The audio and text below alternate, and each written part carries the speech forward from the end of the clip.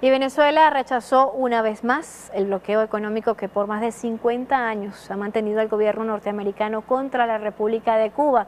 Durante su discurso ante la ONU, el dignatario venezolano exigió de inmediato el levantamiento de esta injusta medida. La Organización de Naciones Unidas, de manera consuetudinaria durante 22 años, ha votado con una asistencia récord por una causa que es la causa hoy, no solamente de nuestra América, sino es la causa de los gobiernos y pueblos de este mundo. Y se trata del rechazo al bloqueo económico contra nuestra hermana República de Cuba. Anacronismo de la Guerra Fría, presidente Barack Obama. ¿Cuándo va a llegar la oportunidad de que usted pase a la historia y levante de una vez y por todas el bloqueo criminal, económico y la persecución que hay contra nuestra hermana Cuba? Desde diversas partes del mundo surgieron voces en rechazo al bloqueo que Estados Unidos mantiene sobre la hermana República de Cuba, voces que instaron a la comunidad de Naciones Unidas a tomar posición para el levantamiento del bloqueo económico que oprime al pueblo cubano. El bloqueo económico, comercial y financiero del gobierno de los Estados Unidos contra Cuba es la principal herramienta de la política de los Estados Unidos en su afán de destruir la revolución y restaurar su hegemonía sobre el territorio cubano. El bloqueo contra Cuba es el sistema de sanciones unilaterales más injusto, severo y prolongado que se ha aplicado contra el país alguno. El bloqueo califica como un acto de genocidio. Se debe poner de inmediato el fin a este bloqueo colonial. El pueblo de Cuba también ocupa un lugar especial en nuestros corazones por el sacrificio de este país en pro de la libertad africana. Por lo tanto, seguiremos apoyando su lucha por la liberación económica. Y hemos apoyado también el llamamiento de la Asamblea General de las Naciones Unidas para que se ponga fin al embargo económico, comercial y financiero tan injusto que sufre Cuba. Las sanciones unilaterales de este tipo afectan a las poblaciones más inocentes de estos países y resultan poco éticas. Como una muestra de solidaridad y apoyo ante la emergencia por el ébola en África, el jefe de Estado venezolano informó que su país donará $5 millones para respaldar a los países afectados por esta enfermedad. Grandes problemas están siendo enfrentados hoy por hoy. Uno, como ustedes saben, quizás la más grande amenaza es el virus que ha surgido de la fiebre hemorrágica, el ébola. Si este mundo y nuestro sistema de Naciones Unidas tuviera un poco más de racionalidad humana, estaríamos todos en este momento concentrados, en vez de estar mandando drones, misiles y bombas para destruir al pueblo de Gaza o para bombardear a los pueblos de Irak y de Siria. Deberíamos estar concentrados en aportar nuestro esfuerzo para enfrentar esa amenaza real. Escuché al presidente de Chad anunciar que han decidido aportar $2 millones al fondo creado por el ébola, para la investigación, para el trabajo. La República Bolivariana de Venezuela se suma decididamente con un aporte de $5 millones para todos los fondos que se están creando y apoyar a nuestra África, que es apoyar a los pueblos necesitados del mundo. La Organización Mundial de la Salud informó que hasta la fecha la cifra de víctimas mortales a causa del virus del ébola ha dejado un saldo parcial de 2.917 personas. Y el seno de la ONU también fue el escenario propicio para que el jefe de Estado venezolano pronunciara ante el mundo los planes golpistas y terroristas que la ultraderecha ha promovido en nuestro país con financiamiento extranjero. Bueno, Venezuela ha tenido que soportar un acoso permanente, una conspiración permanente de las fuerzas imperiales y de fuerzas aliadas al imperio estadounidense que ha pretendido una y otra vez socavar la democracia. Fueron responsables del golpe de Estado contra el comandante Chávez y luego de su partida física, el 5 de marzo del año 2013, estas fuerzas han retomado su ritmo de acción para dañar a nuestro país. Yo digo desde aquí y agradezco la solidaridad de los gobiernos del mundo, de los pueblos del mundo, con la Venezuela que lucha, con la Venezuela que resiste. No pudieron con el comandante Chávez, no podrán con nosotros, y Venezuela va a seguir su camino, su rumbo de democracia, de revolución, de independencia, de dignidad. Los clamores por un mundo de paz prevalecieron en el seno de la ONU. Países nuestroamericanos ratificaron sus deseos de contribuir con el surgimiento de un mundo más humano. Que persuadir a los promotores de la guerra, convencerlos de que ese no es el camino y convertirlos en promotores de la paz. Ya lo estamos haciendo en Colombia y debemos hacerlo en cada rincón del planeta. Que una sesión especial de la Asamblea General de Naciones Unidas constituirá una oportunidad para que la comunidad internacional aborde esta problemática de manera conjunta y cooperativa.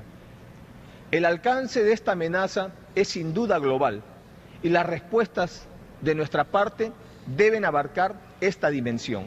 Hoy reafirmamos nuestra vocación de país de diálogo, dispuesto a cumplir con esa responsabilidad de unir a las Américas y el mundo en el marco de las Naciones Unidas y en cada oportunidad que se nos presente de ser mediadores de las diferencias que nos impiden ponernos de acuerdo para enfrentar los nuevos retos del escenario global. Las naciones nuestroamericanas abogaron por el fin de las guerras y condenaron el uso de la violencia y el terrorismo en el mundo. Hemos podido resolver las viejas controversias e impedir las nuevas amenazas. El uso de la fuerza no puede eliminar las causas profundas de los conflictos. Y eso queda clarísimo con la cuestión palestina, que no se resuelve desde hace mucho, y también la masacre sistemática del pueblo sirio, la trágica fragmentación nacional de Irak y la seria inseguridad de Libia, los conflictos en el Sahel y los enfrentamientos en Ucrania. En cada intervención, en ninguna de esas intervenciones militares hemos ido hacia la paz, sino que hemos visto que cada vez había conflictos más enfrentados. Ha habido una multiplicación trágica en el número de víctimas civiles e innumerables víctimas humanitarias. No podemos permitir que esas expresiones bárbaras de anarquía aumenten y que socaven nuestros valores éticos, morales y civiles. Vemos con preocupación los 3 millones de refugiados que ha generado la crisis en Siria, la acción de grupos terroristas como ISIS, la cruenta violencia que el mundo ha presenciado en Gaza. Solidarizamos con las víctimas y condenamos tajantemente el uso de la violencia. Los que ayer eran malos, hoy no parecen tan malos. Los que ayer tenían que ser invadidos y arrasados, hoy parece ser que están colaborando para que el ISIS desaparezca. Y mañana, primero fue Al-Qaeda, y pregunto yo, Al-Qaeda y los talibanes, ¿dónde aparecieron? ¿De dónde sacan las armas? ¿De dónde sacan los recursos? Mi país no produce armas. ¿Quiénes son los que le venden las armas? Luego aparecieron los que iban a ser la primavera árabe y que finalmente resultaron no ser tan primavera, sino más bien algo de otoño y casi un invierno, en el cual pasaron de luchadores de la libertad también a personas que, bueno, que merecían ser perseguidas o encarceladas. Ahora es el ISIS, este nuevo engendro que ha aparecido terrorista, degollando gente por televisión en verdaderas puestas en escena, que uno se pregunta cómo, desde dónde, porque permítanme, me he tornado absolutamente desconfiada de todo, después de ver todas las cosas que han pasado y que las cosas que pasan en televisión, en esas series que tanto nos entretienen y nos divierten, son pequeñas ficciones al lado de la realidad que tenemos que vivir hoy como mundo. La crisis provocada por ISIS Esta es una realidad que exige la acción coordinada y contundente de la comunidad internacional en el marco del multilateralismo y según lo dispongan los órganos correspondientes de esta organización. En Colombia estamos buscando la paz porque nos duele el sufrimiento de nuestros compatriotas. No queremos más víctimas, ni mujeres y niños en la guerra.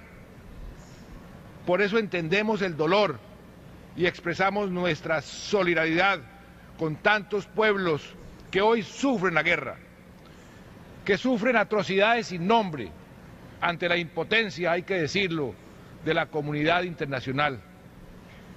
No somos ajenos al sufrimiento de quienes habitan hoy en países como Siria, Irak, Libia, el Sahel y Ucrania. Y condenamos el terrorismo despiadado de ISIS.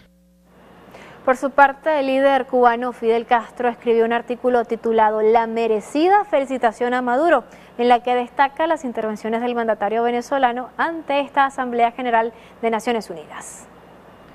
El martes 23 de septiembre había escuchado la intervención del presidente de la República Bolivariana de Venezuela en la Asamblea General de la ONU. Habló 12 minutos. Era inobjetable. Al anochecer, la representación venezolana se trasladó al Bronx, donde una entusiasta población los esperaba. Allí había estado Hugo Chávez, quien dejó entre ellos imborrables recuerdos. A la altura del momento internacional que se está viviendo, numerosas personas expresaron ideas y pensamientos profundos. En este histórico encuentro podría afirmarse que a través de las pantallas de televisión participamos millones de personas. Decidí enviarle al día siguiente una felicitación al presidente venezolano, pero como ignoraba su itinerario, le solicité a nuestro ministro de Relaciones Exteriores, Bruno Rodríguez Parrilla, que también está en Nueva York, le hiciera llegar el mensaje al presidente venezolano. Por mi parte, ni siquiera sospechaba que a la misma hora en que yo preguntaba a Bruno si le había hecho entrega de lo que había escrito por la mañana, este me responde con la noticia de que Maduro comenzaba otro discurso ante la Asamblea General. Escúchalo, le dije. Sintonicé de inmediato a Telesur y allí comenzaba su segundo discurso a la Asamblea General y el tercero en Nueva York. Esta vez habló media hora y no quedó punto esencial sin abordar. Hugo se habría sentido orgulloso de ver a uno de sus hijos revolucionarios decir lo que dijo y cómo lo dijo. Por ello menciono en la carta solo 2 discursos y no 3. Añado únicamente que cuando Bruno entregó el texto de mi mensaje, él solo preguntó si yo tenía objeción en que se publicara. Por supuesto que no. Pedí se le respondiera, es un gran honor.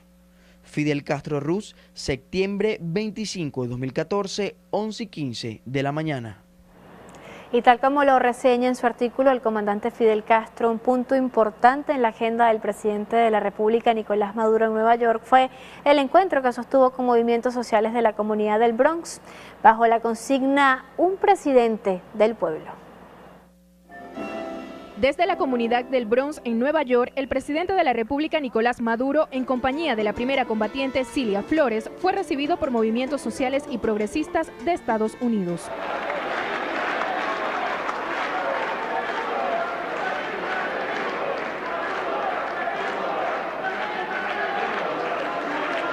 A su llegada, niños y jóvenes de la Orquesta Sinfónica de la localidad rindieron homenaje al mandatario venezolano.